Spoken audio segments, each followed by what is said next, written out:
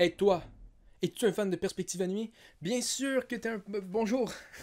Je trouvais ça juste marrant de commencer de même, de juste genre...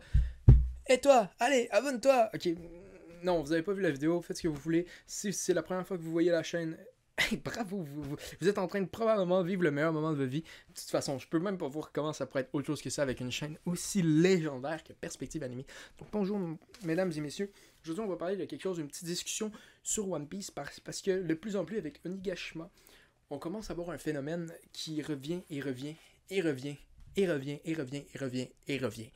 Et je parle ici des combats qui se passent off-screen ou, comme on peut dire en français, sans écran. Je sais pas exactement c'est quoi le terme pour cette situation-là en français. Je parle des combats où on voit deux personnes qui s'en vont se battre contre et le prochain chapitre, on voit juste le résultat du combat. Puis je vais parler pourquoi c'est le cas en ce moment à Onigashima de plus en plus avec Oda, parce que on est à combien de combats dans cette situation-là? On a au moins un, deux, on est peut-être à 3, 4 là. Définitivement, on est dans ces alentours-là. Deux minimum. Deux minimum. Donc, il y a ça qu'on va avoir à voir. Premièrement, mon premier point par rapport à ça, Oda est juste un humain, ok? Il y a une limite à ce qu'il peut dessiner. Pensez un peu à ce qu'il est en train de dessiner avec Onigashima. On parle d'une grosse guerre, un arc incroyable. S'il fallait qu'il mette tous les détails qu'il y avait à mettre sur One Piece, par rapport à ça, l'arc de Wano finirait jamais.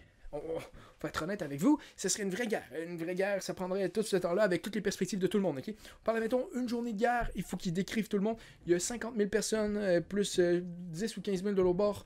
On parle de 60 000 personnes fois une journée. On parle de 60 000 journées à dessiner de Oda. Ça serait le chaos. Il faut qu'il décide qu'est-ce qu'il montre. Et puis, à travers ça, il a décidé de, des fois, couper sur des combats. Et puis, moi je comprends. Quand j'y pense, je pense que ça fait du sens. Premièrement, parce que ben, tu peux pas couper sur les histoires. Tu peux pas couper sur, admettons, X-Drake, puis Hawkins avec Queen.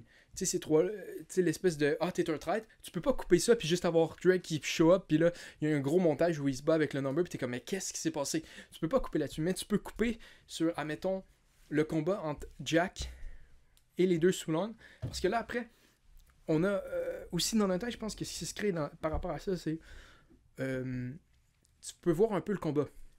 Je sais que c'est pas tout le monde qui a cette réaction-là, qui aime ça vraiment juste savoir tout dans le visage. On est un peu tous différents. Moi, j'aime ça, imaginer les choses. Donc, j'aime bien ça, par rapport à ces gros combats-là, d'essayer de voir comment ils se sont battus. Je trouve que c'est cool. Mais je sais que c'est pas pour tout le monde. Mais c'est une grosse guerre. Il faut jamais oublier ça. Il peut pas tout montrer. Je crois aussi que ça prendrait plusieurs, 6 ou 7 ans. Je sais. Peut-être certaines personnes disent ouais, mais si c'est ça que ça prend pour avoir tous les combats, ils devraient le faire. Ça, à ça, je vais vous répondre oui puis non. Mettez-vous à la place de Oda. Est-ce que ça vous tente de dessiner pendant 6 ans la même guerre? À tous les jours, travailler pour la même guerre pendant 6 ans. Moi, ça me tenterait pas. Certains vont dire que ça a été fait pendant la Première Guerre mondiale. Ça, c'est pas la même situation. C'était une vraie guerre, pas une guerre que tu inventes toi-même, ok?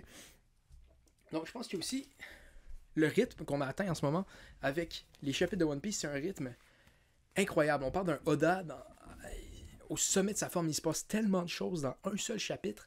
C'est incroyable. C'est complètement fou, dans le fond, ce qui se passe en ce moment. Et je pense que c'est ça que, si on arrivait à faire un combat, ça prendrait peut-être 1 ou 2 chapitres, le combat, pour que ça soit bien fait. Quand Oda il fait un combat, il faut quand même que ça soit bien. Je pense qu'il ferait ça au moins 1 ou 2 chapitres de combat entre le Soulong et Jack, et puis là, tu brises le rythme qu'on est en train d'établir à Onigashima, où tout arrive, et c'est une guerre. Je pense que c'est important d'avoir ce rythme-là où tout se passe. Tiens, mettons, dans le dernier chapitre, pour ceux qui l'ont lu, si vous l'avez pas lu, ben, enlevez-vous, ok? Il y a un moment où t'as Drake puis Zoro qui se battent un peu, t'as Apu qui arrive, ils battent Apu, il y a Queen qui tire, puis ça, c'est un moment, là, c'est une guerre. Il y a tous ces trucs-là qui se passent rapidement, là, probablement dans la même page. Tout se passe. Puis ça, c'est vraiment le point fort de la guerre en ce moment. Parce que c'était une guerre. Il est incroyable de voir des choses qui se passent. Puis si on s'attarde à faire qu'un combat, on va perdre, je pense. On va perdre ce truc-là qui se passe tellement de trucs. Puis quand tu lis, t'es comme là. Wow, shit. Ok, il y a quelque chose. Si on s'arrêtait pour un seul combat, on briserait un peu ce rythme-là. Donc je pense qu'il y a cette possibilité-là pour Oda. Et je pense aussi que Oda a appris avec le temps comment ça marche l'animé, et c'est que